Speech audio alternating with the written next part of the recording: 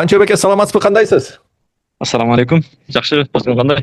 2,5 миллион акчаны мына меми инвестиция кылды. Элдер мисалы акча алып, тапса эле квартира, жер, пер алып беришет. Мында Москвадагы элитный чайханалардын бири да. Карасаңыз. Ушуну багы сенден окуп биринчи сабакта эле ушуну түзүп койгон дароо элечи. Баасын сүйлөштүк башында 50 миң дедим, анан кайтара көп экен, кыйын экен деп анан 60 миңге көндүрүп, аны толук менен тапшырдым жана. Эми багы 2 жумалык курста ушул нерсени үйрөнүп алыштык деген бул керемет да. Рахмат Канчебек, аябай кубанычтамын. Сиздин ошо менин берген билимдерди дароо имплементация кылганыңыз. Искусственный интеллект бул азыркы жасалма интеллект бул эгерде муну колдонгонду билбесе, бардык адамдар артта калат. Канчебек саламатсызбы, кандайсыз? Assalamu alaikum. Жакшы, өзүң кандай? Вашингтондон чоң салам сизге, Ош шаарына. Биздики Ош шаары мына резиденцияда отурам. Ушул жерге конокко келгем. Насып экен бүгүн эртең менен ушу намаздан кийин прогулка кылып. Сонун резиденция дегенде мэрдин резиденциясыбы же президенттин резиденциясыбы? Эми резиденция деп коет экен, билбейм, элитный райондор да ушул жерде. Инимдин квартирасы бар ушул жерде турам. Ошо райондо резиденция деп коет. Канчебек эке, сиз vibe coding программасына чейин технология сайт жасоо же программирование жөнүндө кандай билимиңиз бар эле? Тажрыйбаңыз бар эле? Менин веб-кодингге чейин бир аз бар эле. Мен жана айтып өттүм, буга чейин 3 жыл мурда бир жанагы партнерский программа менен онлайн форматта жанагындай курстарды, ошолорду жана Яндекс Метрикага киргизип реклама кылып, клиенттерди тарткандыгым үчүн 20-30% ала турган ушундай бир курстун наставничествону ошол мезгилде 200 миң рубльга сатып алгам да, 1 жылгачы. Бирок аны үлгүрбөй калып, 1 жылдын ичинде окуганга үлгүрбөй, аябай татаал болчу. Андачы багы коддорду копировать этип, анан кийин жанагы материалдарды Яндекстен издеп, немелерди өзүң создавать этип, жана брендтерди бүт өзүң кылат элең да, кол ручной болчу да. Анан ошону кылып үлгүрбөй калып, 200 миң жөн эле күйүп кеткен да, бир тыйын акча таппай элечи. 200 миң канча миң доллар ошо эгер санап көрсөк? 200 миң жок дегенде 3 миң доллар болот болуш керек, по-моему. 3 миң долларга ошону сатып алып, ал наставничествосу. Анан кийин ошол боюнча эле бир тыйын акча таппай эле ошол боюнча калып кеткен. Бул эми багы горький опыт деп коет го, бул дагы тажрыйба да. Мен өзү багы келечек үчүн, багы инвестиция деп коет го. Мына меге инвестиция кылыш үчүн мен элдерге мактанып эле айтып жүрөм, азыр өзүм банкрот болуп калдым, бирок ошол мезгил ошол мени банкротство где-то 2,5 миллион акчаны мына меме инвестиция кылдым да, элдер мисалы акча алып, тапса эле квартира, жер, пер алып беришет го. Мен постоянно ошо изденип меме киргизем да, ушу көп немелердичи. Ошентип бирде бул веб-сайт эмес, бизнес тренинг тиги конференцияларга бир 2,5 миллиондой акча киргиздим. Анан ошол элестетер мен азыр 3-чү дипломду жакында алам. Биринчи дипломум жана красный диплом болгон, Кыргыз аграрный академияны бүткөнмүн. Анан Москвада Московский исламский институт бүткөнмүн. Анан былтыр ошол онлайн институт психология деп Ярослав Самойлова, психология, психолог, терапевт ошону бүткөнмүн. Анан кийин азыркы мына кесип бул дагы ошо поддерживающий да, искусственный интеллект бул азыркы жасалма интеллект бул эгерде муну колдонгонду билбесе, бардык адамдар артта калат да. Ошентип изденем. Кыргызстанга келгенден бир-эки проектини баштап аткам да, бирок ручной болчу да. ChatGPT менен эле мындай эле түзмө-түз сүйлөшүп эле ал багы мени ал багындай мени менен спорт мен айтканымды кылып эле анан кошумчалап кетип атканбыз да. Мен 1-2 проект түзүп аткам, бирок аябай кыйын болчу. Жана эми болсо мен менен түзүп ушинтип аткан мезгилде анан кийин сенин курсуңду жана немеден көрүп калдым. Инстаграмдан анан көрүп туруп бир аз изилдеп көрүп туруп анан кийин дароо чечим чыгардым. Сеникини аламын деп. Анан ошо окуй баштаганда эле көзүм жетти да сайт. Ага чейин сайт түзөйүн деп аракет кылып аткам, бирок сеникин көргөндө уже түшүндүм да, бул мүмкүнчүлүктөрдүн дагы дароо макул болуп алдым дагы дароо эле. Анан кийин жана Фрунзе чайхана таанышым эле. Ошого айттым, мен сага веб-сайт түзүп берем десем, ал менин сөзүмдү эки кылбастан дароо эле макул болду. Баасын сүйлөштүк, башында 50 миң дедим эле, анан кайтара көп экен kıyın eken de anан 60 binge göndürüp anı toluk menen tapşırdım jana QR kodu menen CRM системасы менен AI помощник менен полный бронированный стол ошол деме сайтты ачып көрсөтүп койбойсуңбу Фрунзе чайхана Давайте онлайн. ошону көрөлү. Фрунзе чайхана. Бул атактуу кафеби? Бул Кыргызстанда эми не Кыргызстанда дейм да Москвадагы элитный чайханалардын бири да. Карасаңыз. Ушуну баягы сенден окуп биринчи сабакта эле ушуну түзүп койгом, дароо элечи. Жакшы. Фрунзе чайхана онлайн. Бронь стола. Наши привилегии. Менюлерин полный. Админ панелдери менен CRM системасы полный. Сонкен. Өзү элитный деле чайхана эмес, бирок баягы сайт элитный колдолуп, Яндекстеги эмесе мындай простой эле бир байкуш эптеме эле да. Анан мен мындай кылып койсом, байке биздин чайханабыз элитный болуп кой, сен эми элитага иште, ошондо анан байысың деп аны кайтара көндүрүп койдум мен ушундай кылып. Чын элитный көрүнөт да, Ал карасаңыз. байкуш баягы өзү деле билбейт жана. Золотой казан.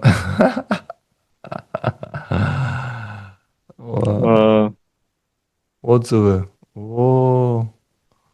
Сонкен. Бул сиздин биринчи проект,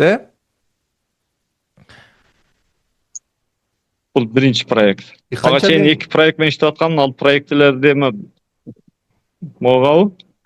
Буга канча миң долларга? 60 миңге. Канча бир? $800 бы?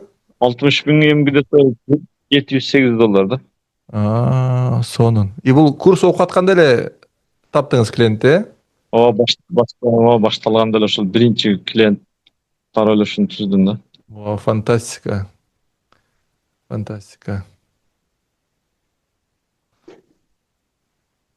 Азыр бул нерсени жана IT'де окуган 5 жылда окуп атышпай, алар деле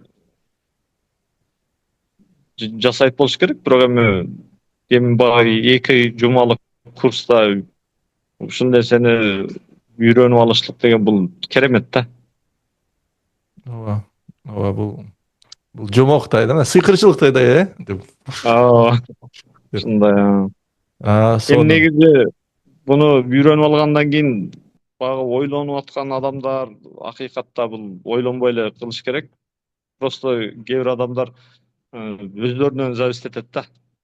Мисалы сатканды билиш керек да. Бул нерсени азыр эми жасап коет, бирок эми сатканды билбесе, сунуштаганды билбесе, подача болбосо, анан кийин өздөрү актай албай анан кымбат экен, анан бул стоящий эле курс, эч кандай мындай кымбатчылыгы деле жок.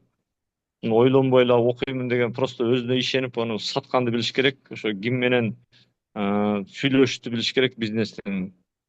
Мисалы мен азыр бул Фрунзе чайханадан кийин көптөгөн адамдарга баягы сунуштадым да, Москвада изилдеп, жана сулуулук салондорго, жана клиникаларга, булардын баардыгына сунуштасам, алардын байкуштардын сайттары деле жок, мындай вроде бы элитный болуп көрүнөт, бирок сайттары жок да, бүт өздөрү ручной, өздөрү баягы бала карап жүрүп, кухняда жүрүп жооп беришет, сенин келиң ушу рутинаңды жеңилдетип, автоматизация кылып, ушундай кылып берейин десең, ошол акчасынан аянышабы, жаңы технологияны колдонушту мындай талашпайт экен да. Анан мисалы Бишкекте дагы Улуто, Бархат, жанагындай чоң чайханалар бар экен, ошолордун баардыгын карасам сайттары жок экен да. Ошолордун баардыгына чыгып, ушундай мен жана Айстар дегенди ачсаң, Айстар келиңиз. Айстар.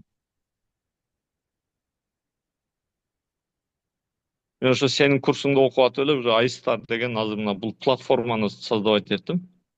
Мына платформа ушул буну мисалы чоң компаниялар кыла турган нерсе, бирок мына кара операционный система для бизнесов.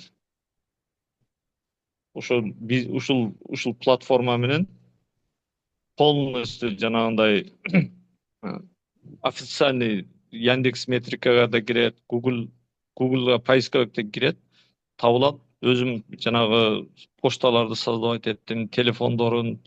Бул аябай профессиональный көрүнөт да.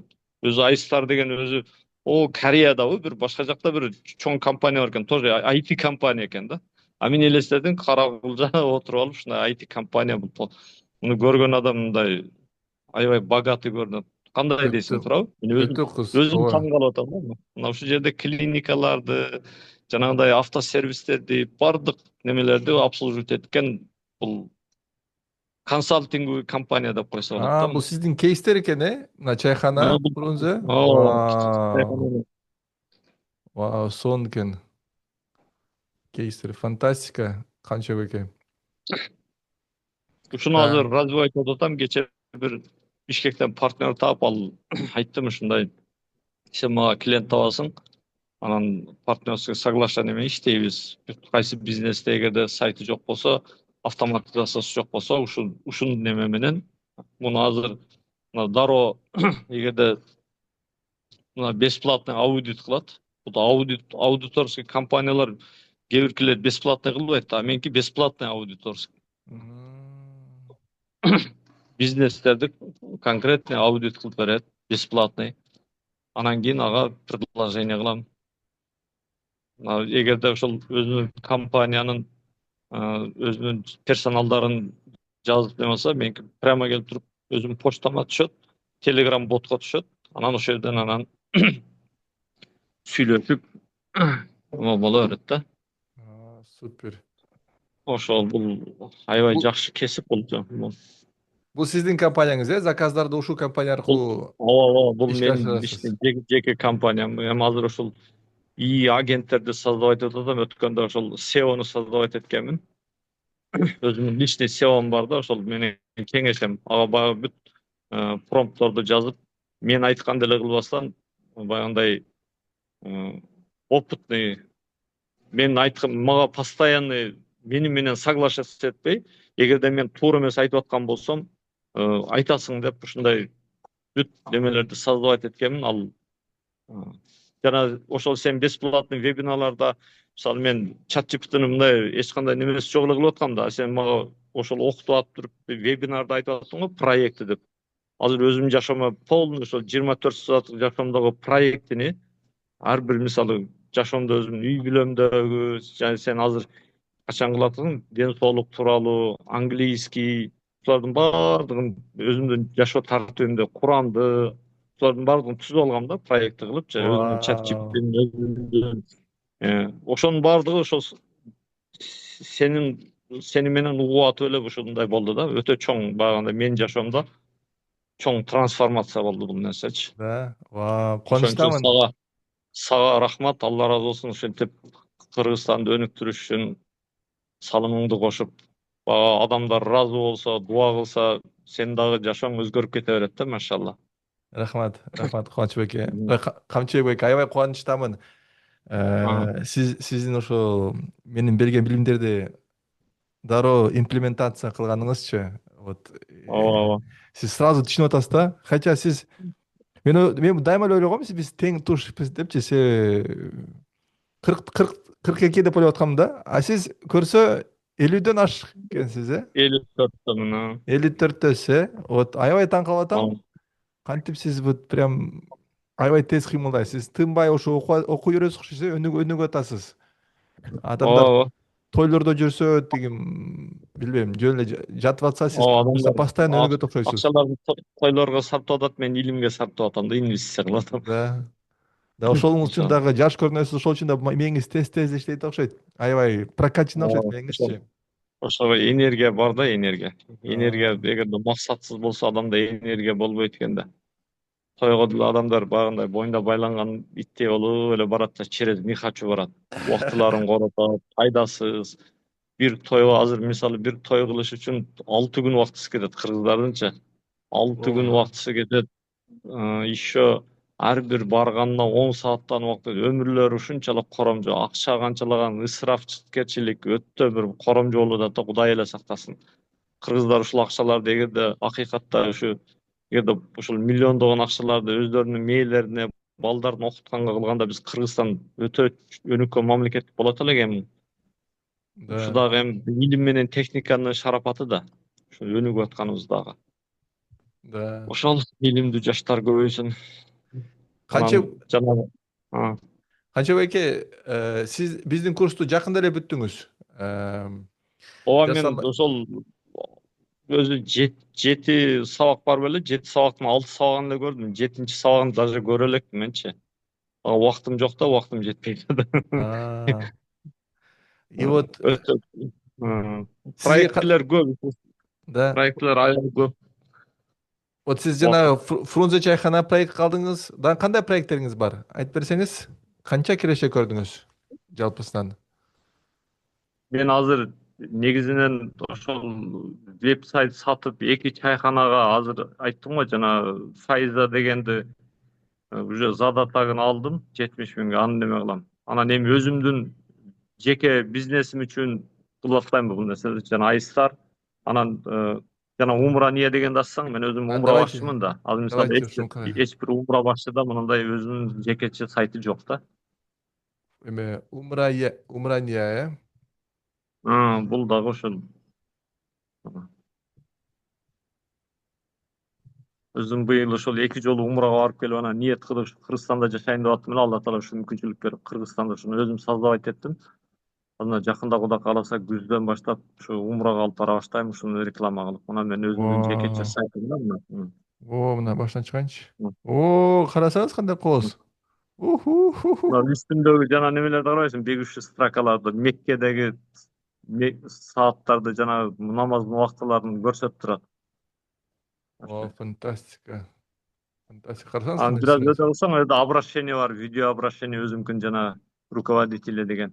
Каерде бар экен? Мына Ассаламу ошол. алейкум рахматуллахи баракатух, дорогие. Мен орусча Вау. жазам. Сонкен. Сонкен.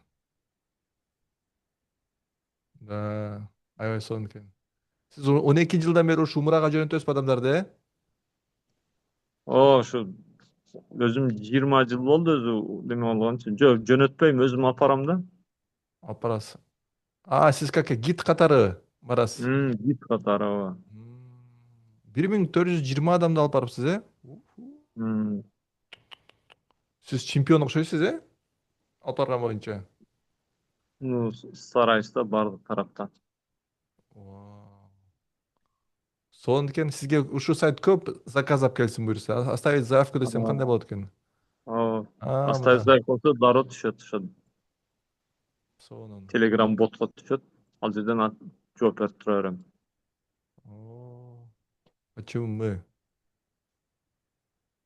Личное сопровождение. Подготовка на 4 языках. Вау, сонун экен. Сиздин клиенттер Россиядагы кыргыздарбы? Негизинен. Ну, Россияда русскоязычныйлар да. А, русскоязычныйлар. М, Сонун. Сонун. Сонун. Сиз биздин вот эки Да, эки проект менен иштеп атам. Азырча эми ал проектилер үчүн кичине инвестор керек.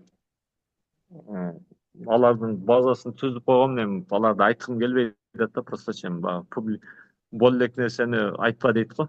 Бирок да. Кудайга адамдардын көйгөйүн чече турган бир эки проектим бар аябай жакшы. Кудай М, кааласа ошол сенин курсуң менен эгерде Кудай кааласа ошол проектилер ишке ашып кетсе, Кудай кааласа иншалла мен дагы сага отблагодарю дейт го. Рахмат, рахмат. Сиздин Э, интервьюга катышканыңыз мен үчүн уже чоң сыймык. Өткөндө сиз дагы бизге жардам берип, вебинарыбызга катышып, тажрыйбаңызды менен бөлүшүп, мен аябай сүйүндүм. Мен үчүн да чоң мотивация болду сиздин ийгиликти угупчу. Мен дайыма каалайм м, менин окуучуларым ийгиликке чыкканынчы мен үчүн чоң мотивация. Э, м. Канчек байке, сиз вот биздин 2 жумалык программада кандай эң чоң айырмачылык сездиңиз өзүңүздөчү? Вот. Айырмачылык эми мурда мисалы м, Запорожец менен келип эленден кийин сразу Феррариге отургандай болду да. Да. Анан окуп алгандар ошентип Запорожецте жүрө берсин анан акчаларын аяп.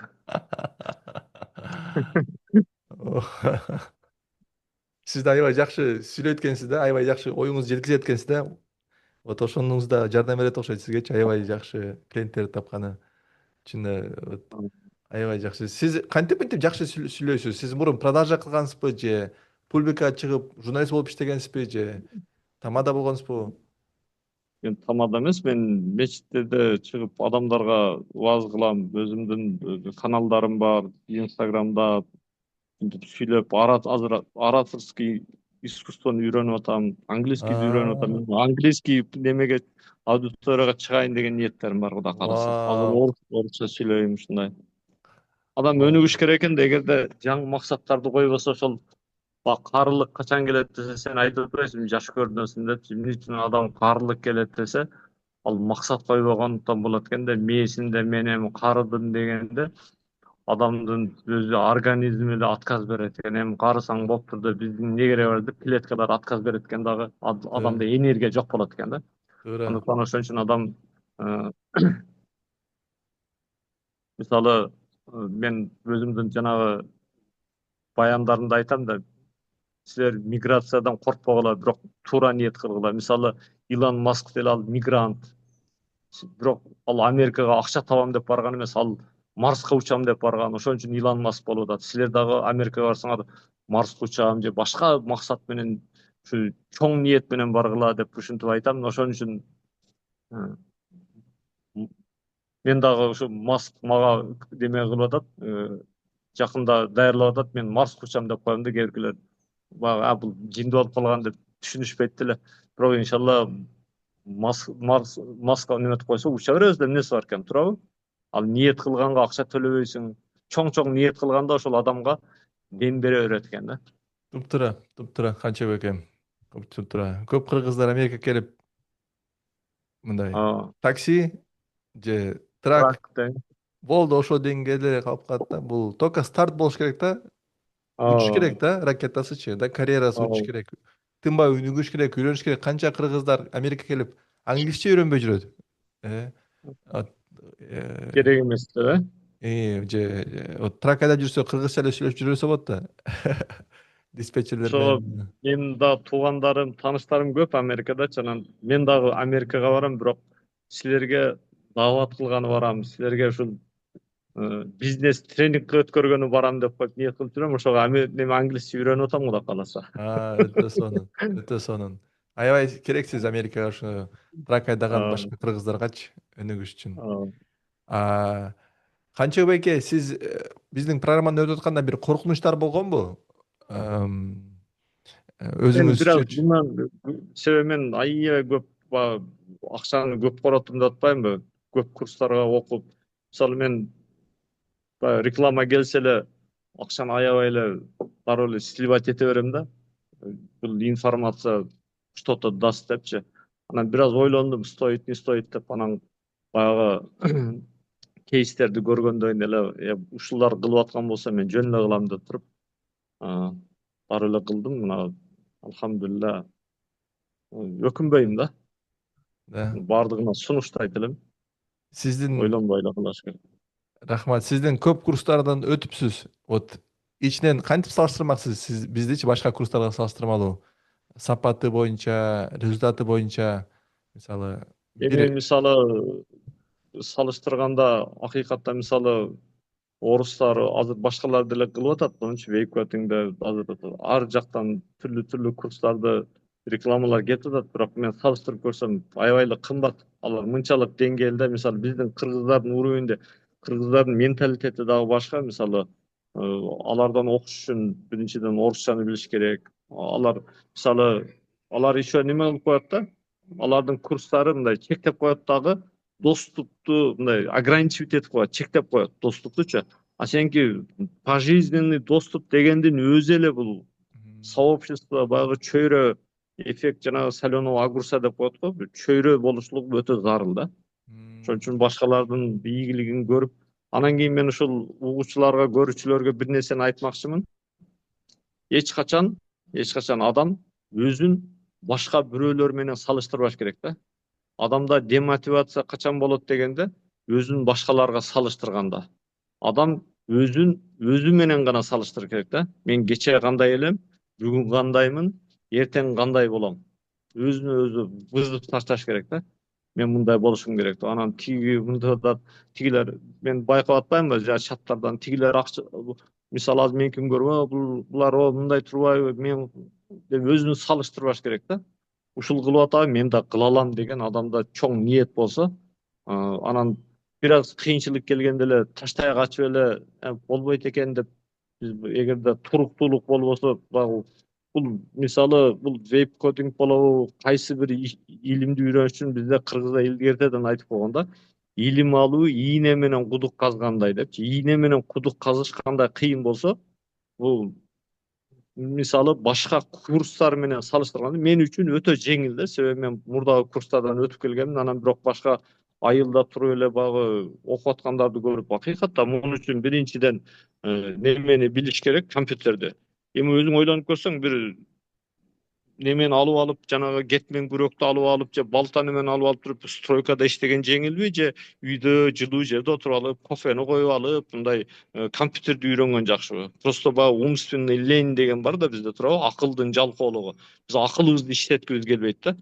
Биз айтып коебуз, биз кыргыздар көкмөбүз. Кыргыздар көкмөбүз эмес. Эми кыргыздардын мээси иштебейт эмес, кыргыздар мээсин иштейт, бирок иштетпейт да. Бизде ошол иштетпейбиз да. Мээнин бардыгы эле бирдей, просто аны иштетиш керек да. Да, Ошон да. үчүн баягы не деп коет го, күч менен иштелген акча бул аз акча, баягы кара күч менен. Ал эми акылдын күчү менен иштелген акча ал көп акча да. Ошон үчүн баягы өткөндө дагы бир немени көрдүм, знание сила, незнание это рабочая сила деп коет го. Ошон үчүн биз кыргыздар эгерде рабочая сила болуп эле жүрө бербей, знание сила, илимибизди, акылыбызды иштетсек, иншалла дүйнөдүн алып кое турган эле алып койсок болот иншалла. Ошого Америкадагы кыргыздарга айтат элем, силер ошол жерде тракты ниет кылып, ошол жерде парламентке барам, ошол жерде иншалла президент болом, премьер-министр болом деп ниет кылса, бул ниет деген бекер да. Чоң ниеттерди кылыш керек иншалла. Ошо өмүрдүн аягына чейин Кудай кааласа, ушуларды аркалап, дүйнөбүздү кыдырып, Америкага да барганда жолугабыз, Кудай кааласа иншалла. Буюрса Вашингтондон. Иншалла. Мен сизди Американын кызыктуу, Вашингтондон кызык жерлерге барып интервью кылабыз. Өткөндө бир окуучумду жолугуп аябай сүйүндүм. Биринчи жолу болду. Өтө сонун болду. Буюрса сизди да жолугам. Иншалла. Канчыбек байке, вот сиз өтө кыйын жериңиз, вот сиз вебсайт курдуңуз, андан кийин клиент таптыңыз. Көп адамдар уялабы, кыйналабы, клиент тапкандан кыйналат да. Көбүнчө окуучулар табылат, бирок кыйналат да. Сиз бир кеңеш бере аласызбы? Бир эки кеңеш. Клиент табуу боюнча кантип аны жеңилдетсе болот? Клиент табуу боюнча мен жердештериме багындай кеңешим, көп жылдык тажрыйбалыкчы. Мен өзү жана айтат элек го, сен да сабактарда айтып аттың. Мен мисалы кичинекей кезимден аябай тартынчаак болчумун да. Тартынчаак, өзүмдүн оюмду айта албайм, тартына берет элем да.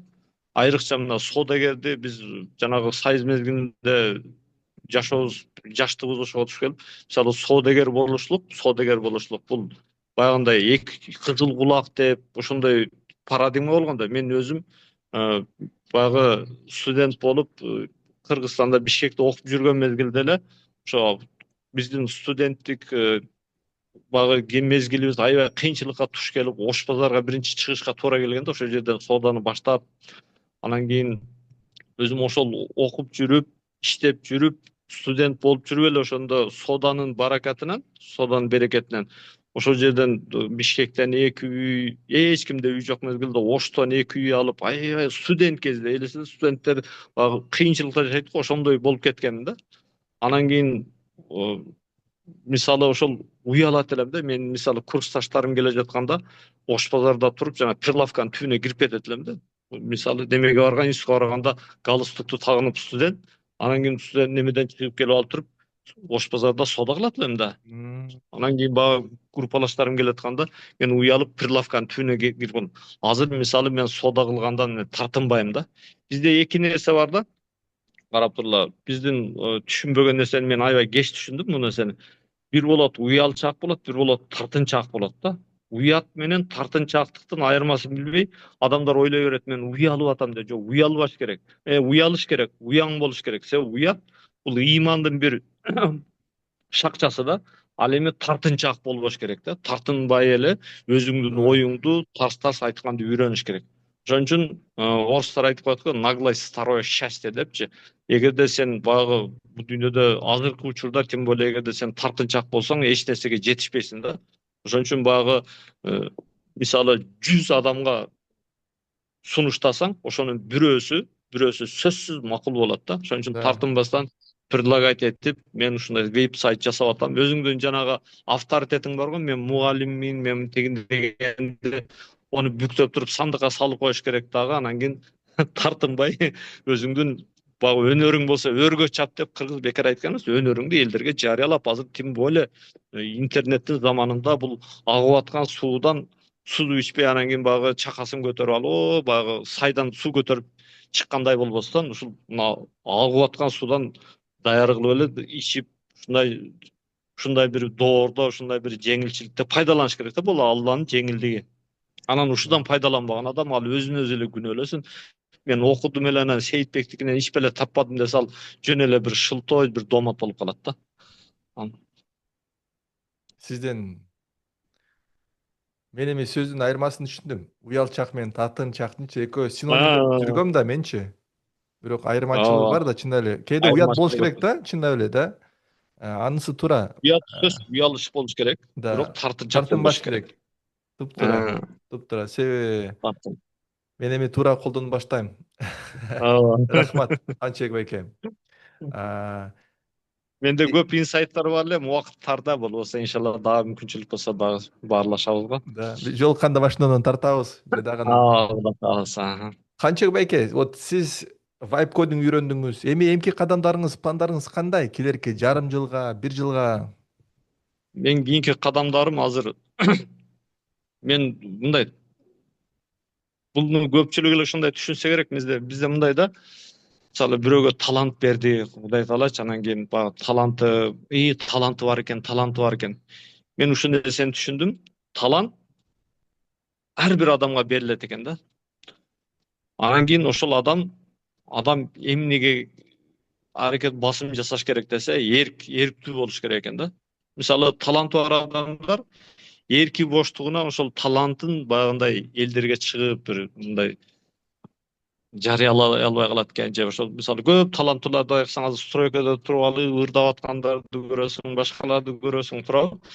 Ошон үчүн адам талант бул дээринен Алла Таала тараптан берилет экен. Бирок адам эң биринчи иштей турган, мээнет кыла турган нерсе орусча характер деп коет го, эрктүү болуш керек да. Кайсы бир ишти кылбасаң, кайсы немени кылбасаң эрктүү болуш керек. Ошон үчүн эми мен азыр жана сурооңо жооп берейин. Ораторский искусствону үйрөнүп атам азыр. Анан ошону менен биргеликте азыр көбүнө мына веб-сайт жасаганча эле өзүмдүн бизнестериме мына немелерди колдоном. Ораторский искусство, ушуну үйрөнүп атам. Анан кийин иншалла веб-сайттын себебинен мен эми программист эмесмин, мен өзүмдүн бизнесиме иштетем да. Бул эми баягы сопутствующий, мага баягы жигитке 70 өнөр аздык кылат дегендей, мурдагы өнөрлөр, мисалы сантехник, плотник жана доор дегендей, бул дагы кесип да. Бирок современный кесип бул vibe coding менин жашоомдогу менин бир кесибим да. Бир кесибим болду. Кудай кааласа эми дагы эгерде жаңы баягындай версиялары чыккан болсо, мен эч качан токтобостон аларды жашоомдо колдонуп кете берем да. Бул жеңилдик да. Азыр мисалы бирөөлөргө мага көп суроолор келет. Дароо эле ошол сен айткандай автоматизация кылып койгом. Тас искусственный интеллект уже мени изучать этип бүттү, менин оюмду билет. Мен айтам, ушундай болуп атат десем, ал мага текстти түзүп берет, ошону чыгып сүйлөп коем. Сен айтмакчы, Инстаграмга, Ютубка, ошолордун баардыгын анализ кылганга бул үйрөнө турган өтө зарыл кесиптердин бири деп эсептейм.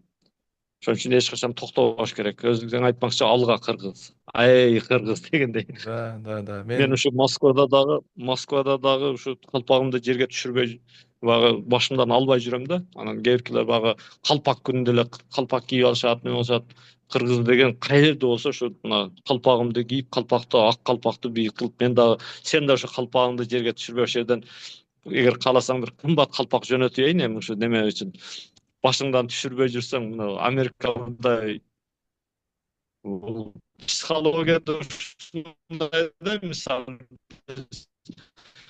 кыргыздардын менталитети ушундай. Адамдар эмне дейт деп эле өтөрөт да. Анан ушулар эмне дейт демектен дей берсин. Сен өзүңө жаккан нерсеңди эми албетте шариаттын чегинде болуш керек. Ошондой кылып биз өзүбүздү бул дүйнөдө Алла Таала берген талантты, өзүбүздүн багы берген предназначение деп коет го, ошону адамдарга жайылтып, иншалла кыргыз элин таанытышыбыз керек бүткүл дүйнөсүнө. Э, Менин лозунгум бирөөсү алга Кыргызстан, AI Кыргызстан, экинчи лозунгум бул AI жихад.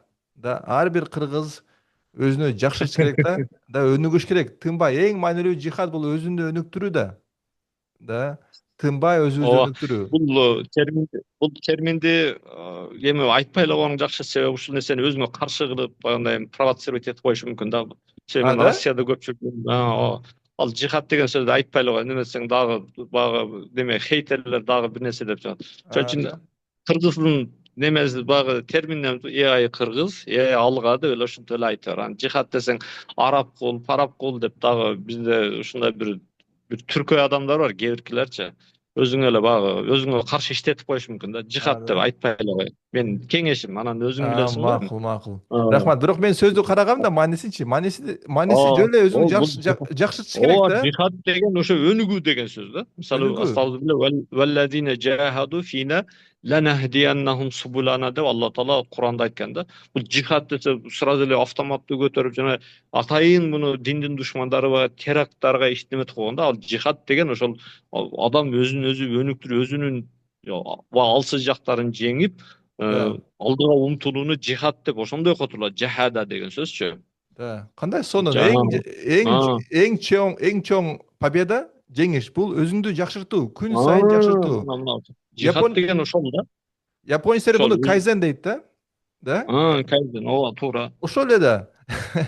И вот биз Бирок кыргыздар вот именно исламофобдор бул нерсени ошо бизге каршы иштетип атпайбы? Ошон үчүн сен да ислам жихад десең, сен өзүңө багандай да. бизде исламофобдор аябай көп да. Туура А, эмес түшүнөт да. Ошон үчүн кыргыздын Кураны менен эле, кыргыздын баягы нукура сөздөрү менен эле кыла берсең жакшыраак болот. макул. Кыргызча Жихад кандай десең, болот? мен го түшүнөм, аны жөнөкөй Да. элдер түшүнбөйт да, бул Да. баягы. Жихад А, деген ошол күрөшүү, өзү менен күрөшүү, алдыга умтулуу деген, мунун маанилери аябай көп да, аябай да. маанилери көп мунунчу. Макул. Рахмат айтып коюңузга Канчыбек байке. Мен эми Бул эми именно мисалы ислам деген сөздү көпчүлүгү теракт менен жана террористтер менен байланыштырып коет. Ислам деген өзү тынчтык деген сөз да, туурабы? Тынчтык деген сөз. Сенин жашооңо тынчтык, бейпилчилик алып келе турган дин деп өзүнүн аты айткан болсо, ассаламу алейкум, сага тынчтык болсун деген сөз, менин колумдан дагы, тилимден дагы сага зыян жетпейт деп айткандай. Биринчи эле менден коркпо, ассаламу алейкум деген сөз, мен сага бейпилчилик каалап атам, мен сага жакшылык каалап атам деген сөздөн кантип анан колунан бир жамандык келиши мүмкүн да.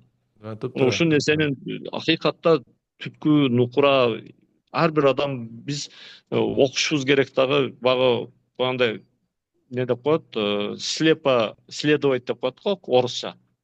Сокур болуп эле бирөө айтканды эле ээрчип кете бербестен, ошол айткандай бул эмне болот деп ар жактан карап, өзүбүз анализдеп, салмактап, изилдеп, азыр эми тем более неме чыкты. Мисалы любой терминди чат GPTге айтсаң, ал сага эме кылып берет. Мисалы азыр ушунчалык жеңил болуп калбадыбы, туурабы?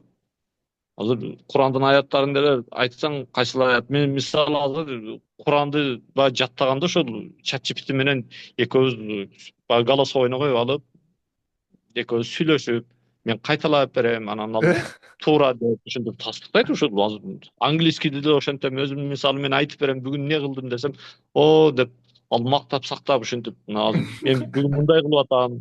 Мен мисалы аялыма бүгүн ушундай кандай кылсам десем, ушуну өзүм даже тексттерден бери түзүп берет. Бул жыргал да азыр мындай туурабы? Подсказка менен жашаш. Ооба. Папка Ошон жасап. үчүн Маргуландын интервьюсун угуп калдым. Азыр искусственный интеллект адамдарда ушундай эки ажырым пайда кылат. Акылдуу адамдар бул искусственный интеллект менен азыр искусственный интеллект менен адамдар, акылдуу болуп кете берет. бай адамдар байып кете берет. Анан баягы түркөй адамдар түркөй боюнча, мисалы искусственный интеллектилүү алгоритм ушундай да. Ага түркөй сурай берсең, сага түркөй нерселерди ошо өзүңө жараша эле түркөй кылып, сени тупой кылып ошо бир бурчка барып тыгып коет да. Ошон үчүн акылга иштеп, аны бизди бул искусственный интеллект, бул жасалма интеллект. А биздики болсо Алла Таала тараптан берилген натуральный, бул натуральный деп коет го, натуральный деп табигый эффектli интеллект да. Ошон үчүн табигый интеллектти мунун артынан жете элебестен муну колдонуш керек да, как машина катары колдонуп алып туруп, муну замандын берилген бир өтө бир Алланын берген жакшылыгы деп туруп, муну иштеткенди билбесе, бул адамдар, бул биз өтө артта калабыз да. Ошон үчүн ар бир кыргыз билиш керек бул нерсени. Туптура, туптура. Билиш керек, тынбай өнүгүш керек, үйрөнүш керек жаңы нерселерди тынбай. Улам жаңы. Ооба. Азыр ChatGPT балким өздөштүрүш керекпиз, бирок балким бир жылдан кийин уже кытайский жасалма интеллекттерди өнүктүрүш керекпиз. Балким алар уже ашып кетиши мүмкүн 1-2 жылдан кийинчи, американский интеллект AI'лардычы. Ооба, дайыма аналитика кылып, изденип турбаса, азыр ушундай конкуренция болуп, бири-биринен ашып жүрөт да, бири-бирин похоронить этип, бирөө менен эле калбаш керек, эң туура. Канчыбек эке, чоң рахмат убактыңызга. Аябай кубанычтамын сиз менен сүйлөшүп, сиз өтө үлгүлүү кыргызсыз. Түсүңүз жапжаш, апарык, тынбай өнүгүү, кайзен жашоо, да, айылдан туруп, вайб кодинг кылып. Вот. Чоң рахмат убактыңызга. Сага да рахмат, Алла Таала өмүрүңө береке берсин, ушинтип багы биздин мекенибизди өнүктүрүп, мекендештерди ушинтип жардам берип, көмөк берип, өзүңдүн багы илимиңден бөлүшүп, дайыма ушинтип турганың, ушинтип жаркылдап, жайнап жүрө бер. Иншалла. Алла Таала ушу урпактарыңан ушундай бир аалымдар, карылар, ушу Америкага президент болуп, багы парламентке бара турган адамдар чыксын ылайым сени. Да, мен да ошентип айтам, 100% кыргыздар биз эме Америкадан депутат болсок, же Америкада ийгиле жетели. Да, биз мисалы Америкада пока андай кыргыз жок да. Вот буюрса, балким биринчи мусулман сенатор болот Америкада жакындачы, биринчи тарыхындачы. Кыргыздар деле вот сенатка шайлансын. Ошондо виза проблема бир нерсе болсо, биздин адвокат болот, да. Мен ошо кыргыздарды кээде уруша берем да, кээдечи. Дуа кылганда эми ушундай бала чакалуу болгула деп эле коет. Эмне үчүн балдарыңарды космоско учсун, Нобелевский премияны алсын, илим алсын, профессорлор чыксын, президенттер чыксын, депутаттар чыксын, акимдер чыксын, жок дегенде деп. Эмне үчүн дуа кылбайсыңар деп. Ушу дуаны дагы ушунчалык бага. Өткөндө бир жадный дуа кыргыз аксакал бир мындай кызмат кылып койсом, өзү 90га чыккандан кийин 80ге чык деп коет. А эмнеге 90 эмес, 80 жетет деп коет. Көрүн, дуада да ушундай сараңды. Жадный өзү. Жадность болбош керек да. Ушундай кеңге кең дүйнө, тарга тар дүйнө. Сразу 150 деш керек да уже. Жаңы технология менен уже башка заман. Кече мен атам 80 жашка чыгып, ошону өтөнө мен келгенде 80ге чыктык, эми 80ге чыксаңыз 100ге чыгыңыз. Азыр эми ушундай өнүгүп аткан мезгилде күндөн ушуларды көрбөй эле өлүп каласызбы эми? Тыңырды көрүп, мындай технологияны чыргап, Америкага барыңыз, дүйнө зыңгылдырыңыз, Японияга барыңыз, анан кийин көрүп өлө бересиз. Өлгөнгө эмне? Сиз өлсөңүз эле жер тоюп калбайт деп атама да мотивация берип коем да. Ооба. Ошондой иншалла. Мен да айтам, мына Трамп 81 жашта дүйнөнү башкарып атат, 81 жашта. Путин деле 80де да. Анан биз 80де эле таяк карманып эле, ой кокуп өлдүм деле, өлсөң өлө бер, өлсөң эмне болот эле. Чыккыла да эми кичинесилер деле деп. Путиндин, Трамптын сүйлөгөндөрүн карасаңар, так сүйлөйт, Ошол үчүн барды калды да. Машалла. Макул, Канчабек эке, чоң рахмат убактыңызга. Мен азыр видеону токтотоюн.